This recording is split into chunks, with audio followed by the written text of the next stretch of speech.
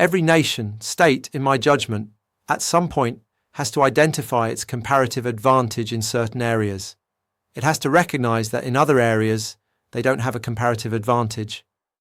That's all right. You rectify that situation by economic cooperation through trade and commerce.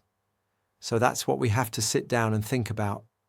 One of the things I also mentioned, that article that we've ignored for a very long time. If you go back 100 years ago, we had probably the world's largest merchant marine fleet.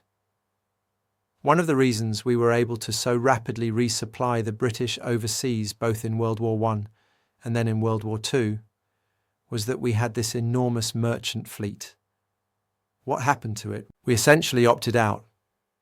Somebody decided that they could make more money by selling it off than they could by maintaining it and exploiting it.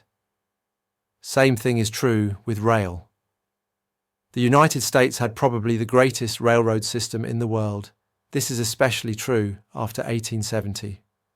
Once we have the Civil War behind us, what have we done with it? Perhaps we're all waiting for the aliens to land and to provide us with some new technologies that makes everything we own obsolete. Maybe that will happen at some point, but right now we are still dealing with the laws of physics. There is a good rationale for the United States that sits in the middle of the world to invest very heavily in fast sea lift and fast high-speed rail. What do I mean by that?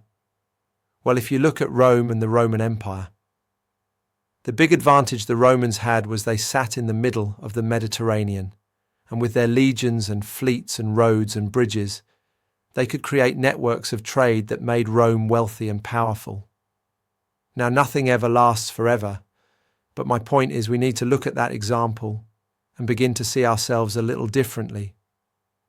Instead of looking at the Chinese one belt, one road as a danger, can we build fast seal lift that can move goods, say from France to the east coast of the United States, put them on high-speed rail and move from there to Los Angeles or San Francisco or Seattle, Washington, and then from there rapidly to Europe, Japan, Northeast Asia and China on fast seal lift.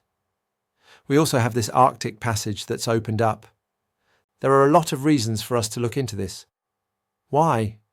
Because we have had historically a tremendous advantage.